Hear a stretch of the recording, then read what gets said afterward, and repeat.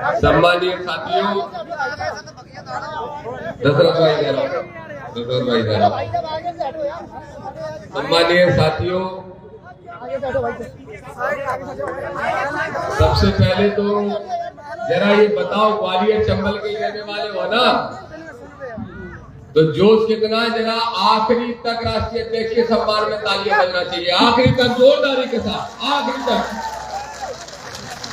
हाँ जोश है, समझ गए, है जोश। ऊपर भी खड़े, सब तरफ देख रहे। हाँ बंधु, बहुत समय हो गया, इसलिए बहुत लंबी चौड़ी बात नहीं रखूंगा। मुझे भी आदरणीय विनय रतन साहब को सुनना है, लेकिन 5 मिनट 10 मिनट में 2-3 बातें आपके बीच में रख देता हूँ, ठीक है ना? जो बात अच्छी लगे जोरदार तालियां बजाते गए ना। जब तक मुझे तालियों की आवाज सुनाई देगी, मेरी आवाज भी उतनी तेजी से गूंजने का काम करेगी, ठीक है कि नहीं? और ये तो कह रहे थे सुनील अस्ते जी कि ग्वालियर तक आवाज जाना चाहिए, मैं तो कह रहा हूं आवाज पंडोखर तक जाना चाहिए। और वो कौन सा है? बागेश्वर, वहां तक जाना चाहिए कि नहीं? सबसे पहले तो सुनील बैरसिया जी कहाँ है? एक बार खड़े हो जाइए बैरसिया जी। बैरसिया जी और इनकी पूरी टीम के लिए तालियां बजाइए, बहुत बहुत धन्यवाद। एक जोशीली जगह पे जोशीला कार्यक्रम और ऐतिहासिक दिन करने के लिए आपको बहुत बहुत बधाई, बहुत बहुत शुभकामनाएं सुनील बैरसिया जी को। सम्मानीय साथियों, हमारे नेता सदन के अंदर जोरदार आवाज उठाने वाले आजाद समाज पार्टी के राष्ट्रीय अध्यक्ष और सांसद भाई चंद्रशेखर आजाद जी तक भी आवाज पहुंचे, और उन तक संदेश तो लगातार पहुंच ही रहा है। तो ये संदेश जरूर उन तक पहुंचे कि अगली बार जब 2028 का विधानसभा का चुनाव आएगा तो पिछोर की सीट भी उनके ही खाते में आएगी। ये संदेश देने का काम हमें करना है। हमारे बीच में ना सिर्फ दलित समाज का, ना सिर्फ गरीब वर्ग का, बल्कि शोषित वंचितों की आवाज बनने का काम, उनकी लड़ाई लड़ने का काम करने वाले भीम आर्मी भारत एकता मिशन के राष्ट्रीय अध्यक्ष और मेरे ऊर्जावान भाई आदरणीय विनय रतन साहब के लिए एक बार जोरदार तालियां बजाने का काम सब साथी करें। हमारे नए नवेले नवनियुक्त मध्य प्रदेश आजाद समाज पार्टी के प्रदेश के प्रभारी और इंदौर के रहने वाले मालवा के साथी का ग्वालियर अंचल में विनोद अम्बेडकर जी का भी स्वागत करने का काम आप सब साथी करें। हमारे पार्टी के फाउंडर मेंबर सुनील अस्ते जी, जो कि समय समय पर सबको मार्गदर्शन देने के साथ साथ सामंजस्य बनाने का काम करते हैं, पूर्व प्रदेश अध्यक्ष हमारे ग्वालियर अंचल के ही और आपके पूरे प्रदेश का आजाद समाज पार्टी का जो नेतृत्व कर रहे हैं सम्मानीय सत्येंद्र विद्रोही जी, हमारे बीच में नीरज भाई और मेरे छोटे भाई के समान, छोटे भाई के सब है हमारे सगे, लेकिन मैं जिनको अपना छोटा भाई मानता हूं, ऐसे ऊर्जावान नेता भाई अनिल गुर्जर जी के लिए भी आप सब तालियां बजाने का काम करें। मंचासीन सभी नेता इधर खड़े हैं, ये भी हमारे संघर्ष के साथी, इधर खड़े हैं, ये भी हमारे संघर्ष के साथी, ये हमारे गायक साथी और मिशन के साथी राजू भारती जी, और यहाँ पर मौजूद हमारे वकील साहब से, अमर सिंह भाई साहब से लेके और हमारे बौद्ध साहब से लेके अमोल रावत जी, अमित लोधी जी, राजकुमार प्रजापति जी और राहुल वाल्मीकि जी, नीरज संसौरिया जी और सब साथी। अगर किसी के नाम भूल गए तो क्षमा करना, समय का भाव है बेटा, समय चलेगा कि नहीं? ये नौजवान खड़े हैं, इनकी बात मैंने सुननी पड़ती है। तो सोनू, राकेश, सब साथियों को मैं कहूंगा और आप सभी साथियों को जय भीम। मेरे साथ जोरदारी से नारा लगाना मुट्ठी बंद करके, जय जय जय जय जय भीम, जय भीम, जय भीम, जय जय जय जय जय भीम, जय भीम, जय भीम। साथियों, आपको याद होगा विधानसभा चुनाव के पहले मैं पिछोर आया था और पिछोर आके मैंने कहा था अमर सिंह भाई साहब यहाँ पे बहुत लंबे समय से 30-35 साल से एक विधायक बन के बैठे थे। विधायक वोट तो ले लेते हमारे गरीबों के, लेकिन जब कुछ देने की बात आती तो सिर्फ अपनी बिरादरी वालों को देने का काम करते थे। मैंने विधानसभा चुनाव के बाद पहले आके कहा, मैंने कहा पिछोर में कि अगर अपना भला करना चाहते हो तो इस चुनाव में इनको हराने का काम कर देना। किनको? समझ गए? समझ गए? किनको? अब आजकल वो बड़े खुश हो रहे हैं, बोले दामोदर यादव जिसके लिए कह के गए थे अब उससे भी लोग नाराज हो रहे हैं। अब हमारा फिर मौका आ जाएगा। तो इस खनिया दाना में खड़े होकर दामोदर यादव मंडल कह रहा है कि सुन लो सामंत शाहियों, तुम्हारी जड़ें बड़ी मुश्किल से उखाड़ी हैं। अब तो अगर कोई पौधा यहां लगेगा तो वो वृक्ष बन के खड़ा होगा, तो वो नीले रंग का होगा और नीले झंडे का होगा। ये सही है। मैंने पिछली बार कहा कि मेरा पिछड़ा वर्ग का भाई है, उसको जिता दो। जिता दिया सब साथियों ने मिलके। हाँ, मैंने कहा था इसी पिछोर में आके, और मैं धन्यवाद देता हूं कि आप लोगों ने एक सामंतशाही और मनुवादी को हराने के लिए एक दूसरा विकल्प पिछड़े वर्ग के भाई के रूप में चुनने का काम किया। मैं जब कल उतरा एयरपोर्ट पे हवाई जहाज से, तो यहाँ के सांसद जी भी आए थे साथ में। सांसद जी, मुझे समझ में नहीं आता कि आपका जो सांसद है, मुझे देखते ही उसको सांप सूंघ जाता है, पता नहीं क्यों। जैसे ही मैं फ्लाइट में पहुंचा राष्ट्रीय अध्यक्ष जी, मैंने देखा कौन बैठा, तो वो ध्यान से देख रहे थे गेट की तरफ, और जैसे ही मैं गेट पे घुसा और नजर मिली तुम्हारे महाराजा महाराजा से। महाराजा महाराजा, एक बात सुन लो मेरे भाइयों, जब तक राजा महाराजाओं की बिस्तर नहीं बांधोगे तब तक मध्य प्रदेश की विधानसभा में नीला झंडा नहीं फहरा सकते, ये ध्यान रखना। लेकिन इसका लाभ कई बार मनुवादी पिछड़े वर्ग के लोगों को भी मिल जाता है, यह हमें ध्यान रखना पड़ेगा। और मैं आज कहता हूं, मिल गए आपके ही विधायक जी, फूल दे रहे थे, स्वागत कर रहे थे मुझे। कल आपने सबने देखा होगा फेसबुक पे, रील पे, कह रहे थे आपके लिए बॉस हम फूल लाए। हमने उनसे कहा कान में कि तुम हमें कल भी प्यारे थे, तुम हमें आज भी प्यारे हो, बस ये भगवा उतार के नीला पहन लो तो प्यारे रहोगे, नहीं तो प्यारे। सीधी सी बात है, सीधा संदेश है। क्यों अमित लोधी जी ठीक कह रहा हूं? ठीक कह रहा हूं रावत जी? वो पिछड़ा वर्ग का आदमी, वो पिछड़ा वर्ग का आदमी, चाहे वो यादव हो, गुर्जर हो, दागी हो, रावत हो, कुर्मी हो या फिर लोधी क्यों ना हो, जो अपने लक्ष्य को तेल पिलाता है, उसको मजबूत करता है, और अगर गरीबों पर चलाने का काम करता है तो दामोदर खुद उसको जेल भेजने का काम करेगा। ये दामोदर का ऐलान है। लेकिन अगर वो पिछड़े वर्ग का भाई हमारे बाबा साहब का सम्मान करता है, हमारे भाई चंद्रशेखर आजाद जी के मिशन को हमारे भाई विनय रतन जी के हाथ से हाथ मिलाकर अगर सुनील बैरसिया सहित हमारे साथियों का साथ देने का काम करता है, तो वो दामोदर के दिल में बसेगा और दामोदर आधी रात को उसके लिए संघर्ष करने का काम करेगा।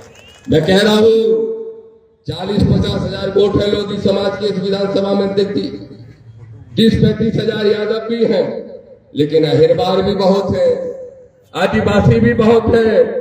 और मैं सबसे कहता हूं, मुस्लिम भाइयों सहित एक एससी के व्यक्ति से, ओबीसी के व्यक्ति से और मानवतावादी सामान्य वर्ग के व्यक्तियों से भी एक मुट्ठी बन के तैयार हो जाओ। एक ही मकसद, एक ही नारा कि 2028 में पिछोर का विधायक बने हमारा, बने हमारा, बस ये नारा है।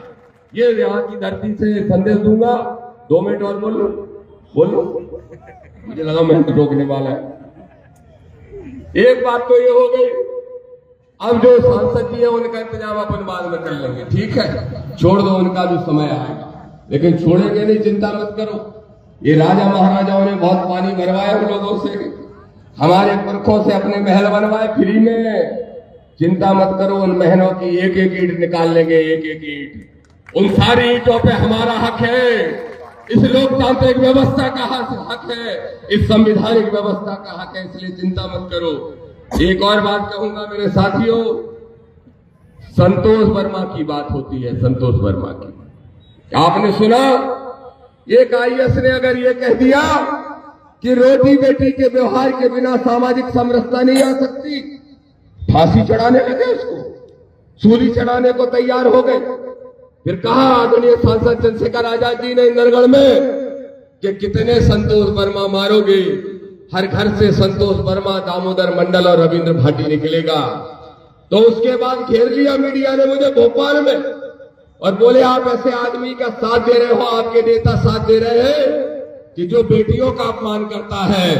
मैं कहता हूं कि संतोष वर्मा ने तो बेटी का अपमान नहीं किया था, लेकिन इस बात का जवाब दो, एक अंधा बाबा है, अंधा ऐसे ऐसे करता रहता है, पता है, ऐसे ऐसे लाइट डिम है कि लाइट फ्यूज है हमें मालूम नहीं, लेकिन क्या कहता है, बाइक को बोलता है W4 वाइफ एंजॉयमेंट का साधन है बोलता है, पूरे देश की नारी शक्ति का अपमान करता है, तब मनुवादियों को कौन सा सांप सूख जाता है। ये धीरेन्द्र शास्त्री 28 साल का नौजवान लड़का जो आडंबर और पाखंड की दुकान बना है इस देश के अंदर, वो कहता है, क्या कहता है, वो कहता है कि अगर मांग में सिंदूर नहीं भरा तो समझ लो प्लॉट खाली है, आओ बेटा प्लॉट पे कब्जा करने, धीरे तुम में चार्ज पड़ेंगे तो सुधर जाओगे। ये दामोदर चुनौती से कहता है, तब नारी का अपमान नहीं होता। एक वो बैठा है लिपस्टिक लगा के कथा करता है मथुरा में, कौन सा आचार है, अनुरुद्धा, क्या नाम है, क्या कह रहा है, 25-26 साल में तो 4 जगह मुंह मार किया जाती है महिलाएं, तब महिलाओं का अपमान नहीं। और अगर संतोष ने बोल दिया कि सामाजिक समरसता के लिए रोटी बेटी का व्यवहार कर लो तो महिलाओं का अपमान, तो दामोदर यादव, विनय रतन और चंद्रशेखर आजाद का एक ही नारा, जो गरीब को, दलित को, पिछड़े को सताएगा, हम उसके साथ उसके भाई बन के खड़े होंगे, उसकी ढाल बन के खड़े होंगे। ये चुनौती के साथ कहते हैं। दूसरा एक और बात कहूंगा, मूर्ति का विरोध हो रहा है। भीम आर्मी आजाद समाज पार्टी ने ये लड़ाई लड़ी, आदरणीय विनय रतन जी वो लड़ाई लड़ने खुद आए थे ग्वालियर में, और ग्वालियर में आके कहा कि स्टेच्यू लगा के रहेंगे। एक वकील है, भौंकता रहता है वहां बैठ के, ग्वालियर के अंदर एक वकील है, और भाषा क्या बोल रहा है, फरसे से संतोष का गला अलग कर दूंगा। मैंने कहा इसकी डिग्री चेक कराओ, ये फर्जी डिग्री लेके घूम रहा है, वकील हो ही नहीं सकता। क्योंकि किसी वकील की राय सिंह बहुत साहब, ऐसी भाषा हो सकती है क्या? हाँ, संतरा छील के खा सकते हो, लेकिन ऐसी भाषा हो सकती है क्या? तो ऐसी भाषा बोलने वाले वकीलों को सबक सिखाते हुए बोलो, बाबा साहब की स्टैचू लगवाना चाहते हो कि नहीं लगवाना चाहते? हाथ उठा के बोलो, ग्वालियर में बाबा साहब की स्टैचू लगवाएंगे। तो यकीन मानो मेरे दोस्तों, मेरे साथियों, मेरे भाई बहनों, माताओं, यकीन मानो, भीम आर्मी ने नारा दिया है कि जब तक ग्वालियर में बाबा साहब की स्टैच्यू ग्वालियर हाई कोर्ट में नहीं लग जाती, तब तक हम चैन से नहीं बैठेंगे। हमारा साथ देने का काम करोगे कि नहीं करोगे बताओ। एक और बात कह के अपनी बात समाप्त करूंगा। मनुस्मृति का दहन किया था आज के दिन बाबा साहब ने, मनुस्मृति का, और मनुस्मृति का दहन मैंने कर दिया ग्वालियर, भोपाल में 6 महीने पहले। पुलिस अधिकारी बोले, मुख्यमंत्री के यहाँ का एक बड़ा अधिकारी फोन करता है 1 दिन पहले, दामोदर जी सब कर लो, मनुस्मृति मत जलाओ। मैंने कहा क्यों, तुम्हारे दादा का नाम लिखा है क्या इसमें, तुम्हारे कक्का का लिखा है इसमें? तो बोले उसमें गलत क्या है, धार्मिक ग्रंथ है। मैंने कहा मनुस्मृति ने औरतों के बारे में बुरा से बुरा लिखा, हम सब बहुसंख्यक लोगों के बारे में, जिनको आप शूद्र कहते हो, उनके बारे में जीवन जानवर से बुरा देने का काम किया। तो बोले आप मनु महाराज को नहीं मानते। मैंने कहा अगर ढूंढे से मिल जाए तो उसको मुर्गा बनाने का काम कर देंगे उस मनु को, अगर मिल जाए, अगर जिंदा होता। कहता है दामोदर यादव चुनौती से, और ये आवाज, ये साहस, ये लड़ाई लड़ने का जज्बा अगर किसी से दिया है तो किसी मनु ने नहीं दिया, सिर्फ डॉक्टर B.R. अम्बेडकर बाबा साहब ने दिया है। और दामोदर चुनौती से कह रहा है कि सुन लो मनुवादियों, सुन लो सामंतवादियों, दामोदर यादव दफन होगा तो नीले झंडे के साथ दफन होगा, ये चुनौती के साथ कहता है। जितनी ताकत है रोक लेना, लगा लेना, लेकिन लड़ेंगे ताकत से। और जय भीम का झंडा 2028 में मध्य प्रदेश की विधानसभा में फहराने का काम करेंगे, अपनी सरकार बनाने का काम करेंगे। तैयार हो? बोलो, पिछोर की सीट दोगे कि नहीं दोगे? कॉल खा के बताओ, जौन का मेहनत हो, मताई को बाप को तो ठीक है, घरवालियों को खुआएंगे हम। तैयार हो? बोलो, 2028 में बिछोर की सीट हमारे जो दामन में डालोगे, वादा करते हो? तो दामोदर यादव भी वादा करता है, दामोदर यादव भी वादा करता हूं। फिर कहता हूं उस पिछड़े वर्ग के भाई से, उतार दे ये भगवा झोला और पहन ले नीला रंग और पकड़ ले ये केटली। आजा मेरे पिछड़े वर्ग का जो भाई इस केटली को पकड़ेगा, जो नीले झंडे को फहराने का काम करेगा, उसको हम स्वीकार करेंगे दिल के साथ।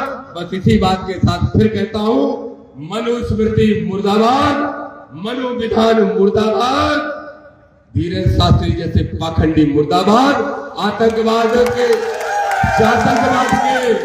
पाखंडवाद के और आडंबर के खिलाफ है भाई विनय रतन जी की ये जंग। और ये जंग लड़ेंगे दामोदर भाई चंद्रशेखर आजाद जी के नेतृत्व में, और आप सबके हाथ से हाथ मिलाकर चलने का काम करेंगे। पिछड़े वर्ग के भाइयों, आपसे एक लाइन कह के अपनी बात समाप्त करूंगा, सुधर जाओ, समझ जाओ। कब तक पंडित जी के जूता उठा के मुड़ पे रखोगे? कब तक ठाकुर साहब के जूता उठा के मुड़ पे रखोगे? अरे जाटा वहरवार आदिवासी पटवा, धानोक परिहार, केवट, कुशवा, पाल, और ये सब तो तुम्हें गले लगाते हैं, फिर भी तुम्हें दूसरे के जूता अच्छे लगते हैं।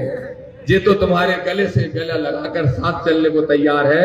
ए मेरे लोधी भाइयों, सुधर जाओ। बहुत बैठे हो मंच पे, ए सुधर जाओ। राम तो गुर्जर दागी यादव, सुधर जाओ।